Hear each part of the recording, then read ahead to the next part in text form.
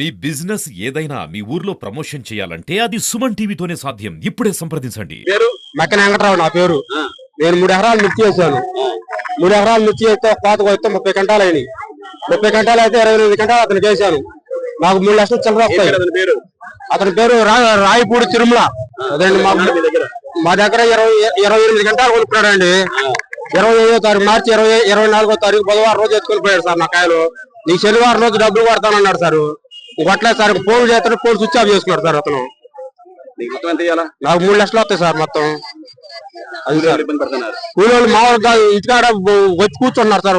పొద్దుగితే ఇంటికి పోదామంటే భయం పడుతుంది సార్. ఫోన్ అయితే భయం పెట్టిపోతుంది. కాళ్ళు చేతులు ఒళ్ళు కూడా వస్తున్నాయి సార్. మాకు రోగాలు లేని వాళ్ళకి కూడా రోగాలు, కొత్త రోగాలు వస్తున్నాయి సార్. బీపీలు షుగర్లు వస్తున్నాయి సార్. మాకు ఏ రోగం లేని వాళ్ళు ఎంతవరకు బీపీలు షుగర్లు అన్ని వచ్చినాయి సార్. ఇప్పుడు మాకు సార్ ఇంకేం లేదు సార్. మాకు ఇంకా ఆయా గచ్చత్రం ప్రభుత్వాన్ని మీరేం కోరుకుంటున్నారు? మాకు న్యాయం చేయమని కోరుకుంటున్నాం సార్. ఏం లేదు ఇంకా మాకు వాళ్ళ గురించి న్యాయమే మాకు కావాల్సింది. ఏం వద్దు మాకు. మా డబ్బులు మాకు తగ్గించేయమని సార్. మాకు ఇస్తానని కూడా చెప్పినా మా కొడుకు లేక 6 లక్షలు కాకపోయిందయ్యా. ఇస్తానని నా గారపాడు మరియమ్మనయ్యా. నేను ముసలిని చేసి నేను అన్నవాడిని పోతామంటే మాకు ఇత్తవాలేదో కూలేడు కన్నానయ్యా. ఇస్తానని చెప్పి నేను ఆడబోనావు అన్నాడయ్యా. శనివారం దాకా అడగమండు అయ్యా. సగం అన్నయ్యమని చెప్పండి అయ్యా ఆయనకి. మా కాయలన్నీ మమ్మల్ని కర్నూలు బతకనిట్లే ఎక్కాడు. కర్నూలు వాళ్ళ కూలోళ్ళకి ఇవ్వాలి మమ్మల్ని. మా మాయ చేసి అతపోయినా నా కొడుకు లేకుండా కాయలన్నీ అతపోయినాయా. అన్యాయం చేసినాయి. సగం అన్ని ఇక్కడ పోయినాయా.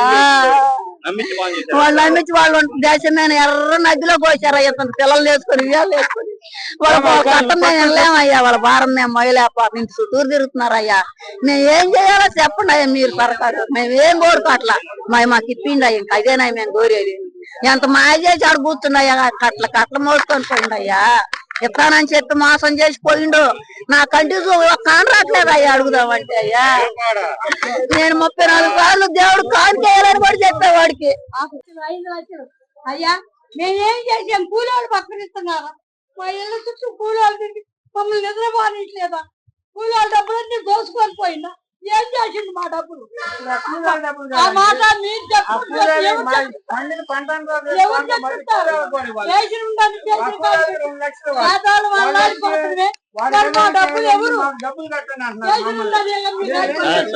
ఒకటే పోతాయ్యా. అయ్యి మొత్తం వాడు ఎత్తుకొని పోయి మా ఇంటి లేని కొట్టుకొని పోతే ఉండాలి. లేని వాళ్ళకన్నా అయ్యొచ్చు. లేదు నీకు నష్టం వచ్చింది అనుకో తలాకాశం తీసేసి ఏమీ లేకుండా మొత్తాన్ని అంత కూలోళ్ళు ఇళ్ళ మీద పడుతున్నారు అయ్యా. ఏం సమాధానం చెప్తాం అయ్యా? 2 ఏళ్ళ 100 400 ఏలాడు తెచ్చి ఇచ్చేవి? పండించే పంటే అదే అయ్యా. రైతు పండించే పంటే రైతు అదేగా అయ్యా. ఎటు నుంచి వస్తాయి? మా పొట్టలు పోయినదేనా? ఎప్పుడు వాళ్ళకి ఇచ్చిన అయ్యేనా? వీళ్ళు 5 రోజులు పెట్టారా? 10 రోజులు పెట్టాడు. 10 రోజుల నాడు తెచ్చి అప్పు చేయటేవాడిని మాకు పోయింది. మీరు చాలా పోయింది. వాడు ఎవరో కోర్టుకు పోయారు. మీరు కోరుకునేది ఏంటంటే ఇప్పుడు దాకా కష్టపడ్డారు, చేశారు. ఆ కూలోళ్ళు కట్టుకోలేక వాడికి ఎమ్మని వేస్తాడని ఆశతో వేస్తే వాడు మొత్తం తీసుకొని వెళ్ళిపోయి తిరుపతి వెళ్తున్నానని చెప్పేసి వెళ్ళిపోయాడండి. మేము ఫోన్ చేస్తే ఫోన్ స్విచ్ ఆఫ్. వాళ్ళ ఇంటి మొత్తం తాళాలు వేసుకొని వెళ్ళిపోయారు. తర్వాత పోలీసులు సంప్రదిస్తే సార్ ఏదో చేద్దామని చెప్పి వాళ్ళు అడిగితే మేమే ఖర్చు పెట్టుకుని ఎస్ఐ గారితో మాట్లాడుకొని తీసుకొచ్చాము. మొత్తాన్ని తీసుకొచ్చి ఇంట్లో 70 లక్షలు అని చెప్పాడు. ఆ ఇంట్లో 70 లక్షలు మాకు ఇవ్వాలిగా. వాళ్ళ తమ్ముడికి ఆస్తుంది. ఇప్పుడు అన్నదమ్ములు ఇద్దరు కలిసి వ్యాపారం చేస్తున్నారు. వాళ్ళిద్దరికి కాడ డబ్బులు ఉన్నాయి. డబ్బులు పక్కకి సైడ్ వేసుకుని మేము అప్పులు తీసుకున్నాం అన్నారు. ఒక రైతు కాడ మిరపకాయలు తీసుకుపోయి మా అమ్ముకొని మా డబ్బులు ఈ మాకేమైంది? ఈ లాభం నువ్వు తీసుకో, మా డబ్బులు మాకి. ఇప్పుడు 13 ఏళ్ళు అన్నావు. 11 ఏళ్ళ కాడికి మాకు రైతుకి మేము అవతల కట్టుకోవాలిగా. నీలాగా పారిపోవటాలు లేవుగా రైతుకి. కూలోళ్ళు వచ్చి ఇళ్ళ కాడ ఉన్నారండి. ఏం చెప్పుకోవాలి? ఇది రోజు పొద్దున స్టేషన్ కాడికి రావటం. సార్ ఏమైంది సార్ అని అడుగుకోవడం. పొద్దున సాయంత్రం దాకా కూర్చోండి రైతులు. మాకు ఏమన్నా ఉపయోగం ఉందా? మేము కష్టపడ్డాం. అమ్ముకున్నారని కూడా డబ్బులు తీసుకుని వెళ్ళిపోయిన ఒక ఎస్ఐ గారు తీసుకొచ్చి అంత చేస్తే ఈయన మీద కూడా పిటిషన్ వేసేదండి. అయ్యా బయటికి వెళ్ళిపోయిండు. మా పరిస్థితి ఏంది? మా డబ్బులు ఏడ నుంచి వస్తాయి? ఎవరు ఆలకిస్తారు? ప్రభుత్వం ఏదో చేయాల్సిందే. మాకు ఏదో చేసి చేయకపోతే మేము చచ్చిపోతాం రోడ్డు మీద. ఇవాళ వదిలేసిన వాళ్ళు రేపైనా వదిలిపెట్టాం మేము. ఇవాళ ఒక 10 మంది వచ్చారు అనుకున్నారేమో, రేపు 100 మంది వస్తాం, లేకపోతే మా ఊరు వస్తాం, కానీ వాడిని మరి వదిలిపెట్టాం. వాడి దగ్గర ఆస్తులు ఉన్నాయి, వాడి దగ్గర ఆస్తులు ఉన్నాయి, వాడి దగ్గర ఆస్తులు ఉన్నాయి, వాళ్ళ తమ్ముడి దగ్గర ఆస్తులు ఉన్నాయి, వాళ్ళ అక్క దగ్గర ఆస్తులు ఉన్నాయి. ఆస్తులు కాబట్టి మరి ఇవాళ చేసేది ఏంటంటే ఇవాళ కూలీలకు డబ్బులు కట్టుకోవాలా, ఇలా చుట్టూ తిరుగుతున్నారు. ఏమని చెప్పుకోవాలి చెప్పండి. ఆ మిరపకాయలు రైతు అతను వచ్చి బోగర రైతు వచ్చి కొనుక్కున్నాడండి. కొనుక్కొని 13,000 రేటు చొప్పున కొనుక్కున్నాడు. 2 రోజుల్లో డబ్బులు ఇస్తా అన్నాడు. కూలీలకి డబ్బులు కావాలని చెప్పాం, ఇస్తామన్నాడు. ఇస్తామని చెప్పి యాటికాడ ఇయ్యాలా, ఇవ్వలేదు, రేపు ఇవ్వలేదు, మాపు ఇవ్వలేదని ఒక వారం రోజులు గడిపాడు. వారం రోజులు గడిపినాక ఇంక అయిపి లేకుండా వెళ్ళిపోయాడండి. వెళ్ళిపోతే మేము రైతులను తలా 2 వేలు వేసుకొని వాడిని పట్టుకొచ్చి ఎస్సీ గారు వాళ్ళు కూడా తిరిగారు మా కోసం. రూరల్ పోలీస్ స్టేషన్ వాళ్ళు మా కోసం తిరిగారు. తిరిగి విజయవాడ, తెనాలి అవన్నీ తిరిగి వాడిని పట్టుకొచ్చి 5 రోజులు వేసాం. ఎమ్మెల్యే గారి చేత ఫోన్ చేపించాం, సిఏ గారికి ఫోన్ చేపించి రైతుల డబ్బులు ఎంతైనా మాకు ఇప్పియాల్సిందేనని న్యాయం చేయమని చెప్పి కోరితే ఎస్పీ గారి కాడికి వచ్చాం. ఎస్పీ గారి కాడికి వస్తే ఎస్పీ గారు వాడిని మాట్లాడి నేను చేస్తానమ్మ తమ్ముడు, ఏం బాధ లేదు, మీరు వెళ్ళండి అండు. మేము 2-3 రోజులు రాలేదు. తర్వాత కోర్టుకి వాడు లాయర్ని పెట్టుకొని కోర్టుకి వేసుకున్నాడు. కోర్టుకి వేసుకొని కోర్టు కాడి నుంచి సబ్ జైల్లోకి వెళ్ళాడు. సబ్ జైల్లో నుంచి మాకు తెలియకుండా మళ్ళీ బెయిల్ తీసుకొని వెళ్ళిపోయాడండి.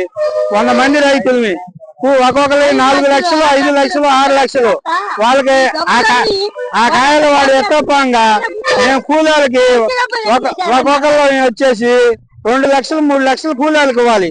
ఈ 6 లక్షలు భాగంగా ఆ కూలీలు వచ్చి మా ఇళ్ళ మీద పడుతున్నారు. ఆ వాళ్ళకి మేము ఏం సమాధానం చెప్పుకోవాలో తెలియట్లా. మీరు ఏడ చెప్తే మాకెందుకు, మీకు వాడు ఎగదెగితే మాకెందుకు, మా డబ్బులు మాకు కట్టమంటున్నారు వాళ్ళు. మేమేం చేయాలి? అవి చెప్తే అట్ట వచ్చినాయి. విత్తనాలు కల్తీ వచ్చినాయి. 1 సంవత్సరం పడిన విత్తనాలు 2వ సంవత్సరం పండట్లేదు.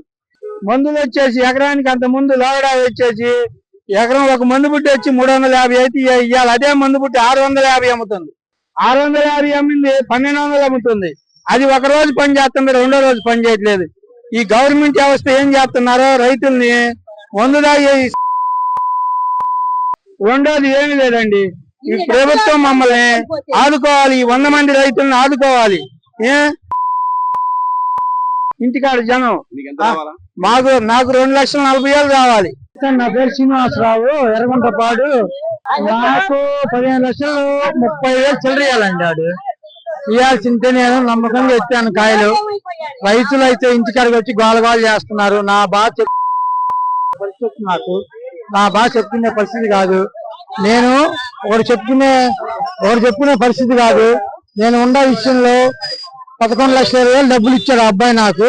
ఇంకా 15,13,470 రూపాయలు డబ్బులు ఇవ్వాలి నాకు. ఆ డబ్బుల కోసం నేను తిరుగుతూ ఉన్నాను. రైతులు వచ్చి ఇంటి గోలగోలు చేస్తున్నారు కూలీల కోసం. ఆల్రెడీ పిరంగపురం స్టేషన్లో కేసు నమోదైంది. నన్ను ఓపెన్ చేశారు, రమ్మన్నారు. ఇప్పుడే ఎస్ఐ గారు ఫోన్ చేసి రామన్నారు. నేను వెళ్తున్నానండి. విషయం అదండి.